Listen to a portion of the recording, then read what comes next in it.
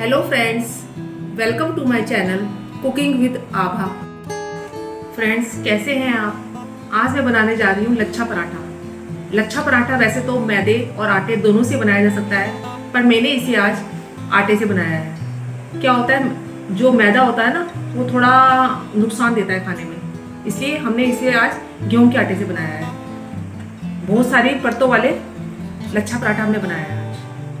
तो चलिए लच्छा पराठा बनाना स्टार्ट करते हैं। इसके लिए मैंने 2 कप गेहूं का आटा लिया है। आप चाहे तो इसे मैदे में भी बना सकते हैं, पर मैं इसे गेहूं के आटे से बना रही हूँ। गेहूं के आटे को मैंने छान लिया था। अब मैं इसमें नमक ऐड करूंगी। नमक इसमें ज़्यादा ऐड नहीं करना है, हमें कम नमक ऐड करना है। इसके बाद नमक को अच्छे से मिक्स कर लूँगी आटे में, और थोड़ा थोड़ा पानी लेकर इसका एक सॉफ्ट डो बनाकर हमें तैयार कर लेना है।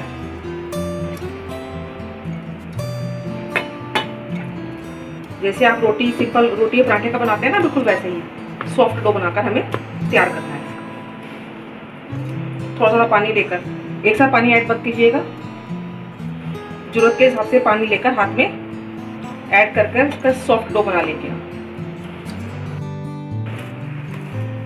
हमने इसका सॉफ्ट डो बनाकर बिल्कुल तैयार कर लिया है। आप देख सकते हैं, इसको बहुत अच्छे से ऐसे मसल के गूंद लीजिएगा, जिससे बिल्कुल सॉफ्ट हो जाए। अब थोड़ा सा ऑयल लेंगे, ऐसे इसमें डालेंगे और इसको अच्छे से पूरे आटे में मिक्स कर देंगे, इससे सूखे नहीं। फिर से इसे हाथ से मसल लेंगे ऐसे।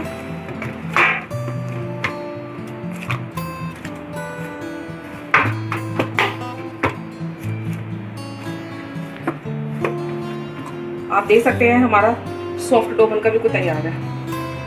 देख लीजिए। अब मैं इसे ढककर 10-15 मिनट के लिए रेस्ट करने के लिए छोड़ रही हूँ। 15 मिनट हो चुके हैं, हमारा आटा भी अच्छे से सेट हो गया है। एक बार वो हम हल्के हाथ से ऐसे इसे गूंथ लेंगे, जिससे ये अच्छे से और भी सेट हो जाए। बहुत ही अच्छा आटा सेट हुआ है।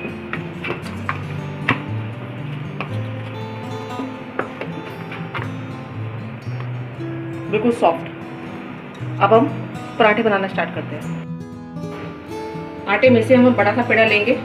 ये हल्का सा मोटा ही बनता है लच्छा पराठा। हल्का सा वो ले लीजिए।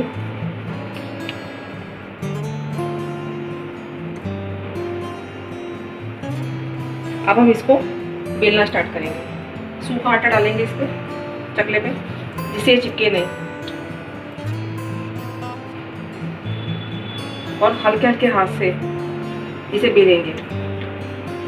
अगर आपको लग रहा है कि बीच में चिपक रहा है, तो उस पर सूखा आटा आप लगा लीजिएगा।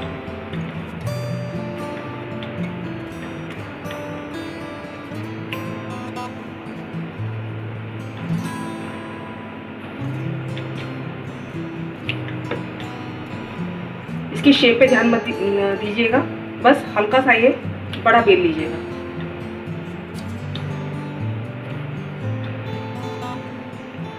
जितना बड़ा आप बेल सकते हैं उतना बड़ा बेल लीजिएगा इसे। इसकी शेप पे ध्यान मत दीजिएगा। अब हम इस पे देसी घी लगाएंगे। इसे आप ब्रश की सहायता से, हाथ की उंगलियों की सहायता से आप इसे अच्छे से फैला लीजिएगा। अच्छे से लगाइएगा देसी घी। ध्यान रखिएगा देसी घी ज़्यादा पिघला हुआ ना हो, हल्का सा जमा हुआ हो। अच्छे से पूरे पराठे पे फैला लीजिए।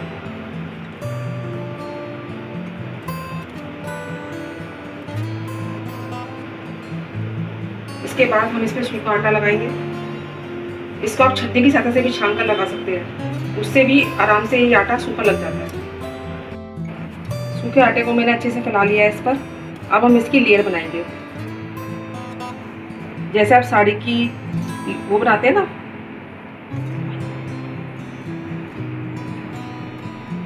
ऐसे, या फिर आपने बचपन में कागज के पंखे बनाए होंगे, बिल्कुल वैसे ही हम बनाएंगे। साड़ी की प्लेट बनाते हैं ना, बचपन में आपने पंखे ही बनाए होंगे ऐसे कागज के, और इसको ऐसे प्रेस करके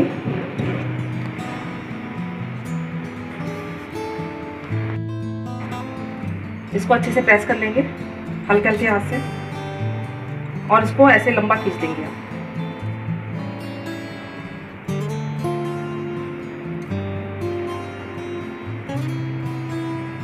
अब इसके बाद हम इसको फोल्ड करेंगे ऐसे घुमा के।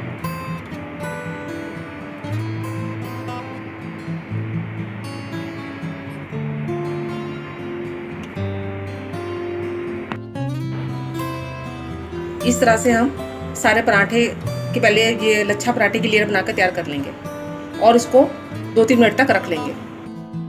इसी तरह मैंने एक दूसरा पराठा भी बेल लिया है। इसमें मैंने पहले देसी घी लगा लिया है, सब जगह फैला लिया है। इसमें सूखा आटा ऐसे अच्छे से आप एक छन्नी लीजिए, उसमें आटा डालिए और ऐसे छान लीजिए इसके ऊपर, उससे भी बहुत अच्छे तरह से लग जाता है सूखा आटा। और आप देसी घी को एक ब्रश की सहायता से या चम्मच की सहायता से भी लगा सकते हैं। अच्छे से लगा लीजिएगा इसको। इसके बाद हमें इसको जैसे साड़ी की प्लेट बनाते हैं ना, या फिर बचपन में आपने पंखे बनाए होंगे कागज के, बिल्कुल वैसे ही हमें इसको फोल्ड करना है।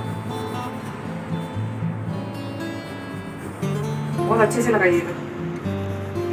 देसी घी लगाने से क्या होता है, वैसे तो आप इसमें ऑयल भी लगा सकते हैं, पर देसी घी लगाने से इसमें बहुत करारे बनकर आते हैं पराठे, बहुत ही क्रिस्पी।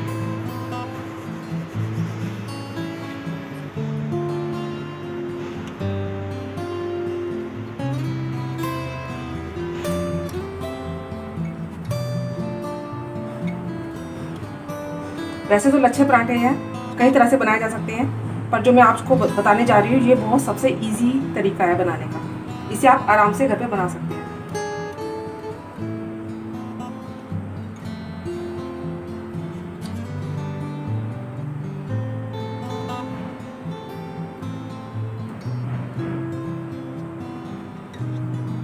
ऐसे प्रेस कर लीजिएगा।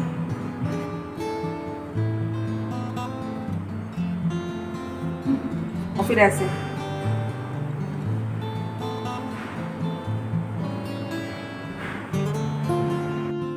मैंने 4 पराठों के लच्छे पराठों के लेयर बनाकर रख लिए हैं। अब हम इसको बेलेंगे। इसके लिए मैंने एक पराठा ऐसे लिया है, सूखा आटा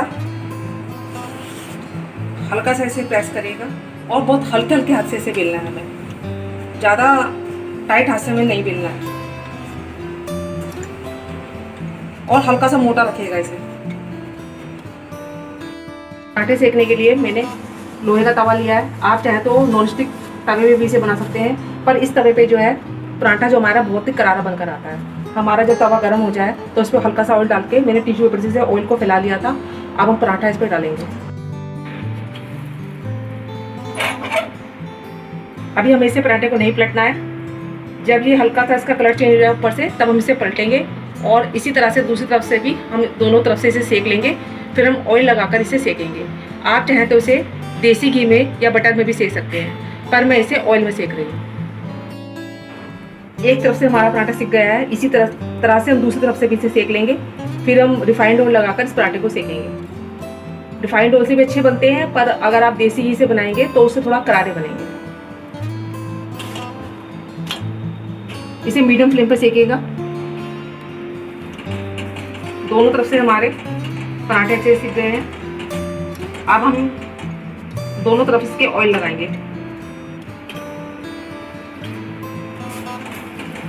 और इसको पलट पलट कर दबा दबा कर हम जब तक इसमें चित्ती आनी शुरू नहीं आती, जब तक हम सेकेंगे।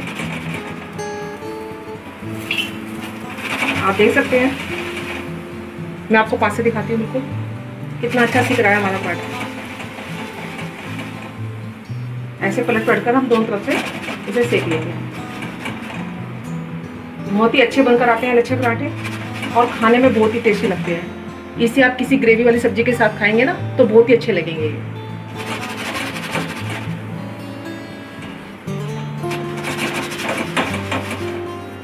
आप देख सकते हैं दोनों तरफ से पराठा हमारा अच्छा सिक गया है। अब हम गैस की फ्लेम को लो कर देंगे। बिल्कुल पास से दिखाती हूँ। अब मैं इसे प्लेट में निकाल रही हूँ। इसी तरह से मैं दूसरे पराठे को भी सेक रही हूँ। इसको भी पहले हम अभी नहीं पलटेंगे जब तक इसके ऊपर कलर चेंज नहीं हो जाता। इसके बाद हम जब हमारे पराठा दोनों तरफ से अच्छे से मतलब कि सिक जाए तब इसमें ऑयल लगाएंगे। हमारा जो पराठा है एक तरफ से सिक गया है, इसी तरह से हम दूसरी तरफ से भी इसे सेक लेंगे पहले। इसके बाद हम अलट पलट कर इसे दबा दबा कर इस पर ऑयल लगाकर इसको अच्छा करारा सेक लेंगे।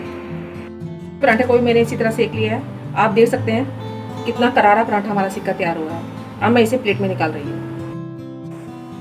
हमारे गर्मा गर्म लच्छा पराठा बनकर बिल्कुल तैयार है। आप देख सकते हैं इसमें कितनी सारी लेयर आई हैं। बहुत ही अच्छे बने हैं पराठे। इसे आप किसी के साथ भी खा सकते हैं, जैसे दही के साथ, रायते के साथ, ग्रेवी वाली सब्जी के साथ, जिस मर्जी के साथ आप इसे खा सकते हैं। बहुत ही टेस्टी लगते हैं पराठे और बहुत ही जल्दी बन जाते हैं। इसे आप कभी बनाकर खा सकते हैं, जैसे कभी आपका कुछ अलग से बनाकर पराठे खाने का मन हो तब खा सकते हैं, या फिर अचानक आपके घर में कोई मेहमान आ जाए और आप उसको अलग से कुछ पराठे बनाकर खिलाना चाहें, तब भी आप लच्छा पराठा बनाकर खिला सकते हैं। बहुत ही अच्छे लगते हैं ये खाने में और बहुत ही जल्दी बन जाते हैं। तो आप एक बार इस रेसिपी को बनाकर देखिएगा और मुझे बताइएगा कि आपके लच्छा पराठा कैसे बने।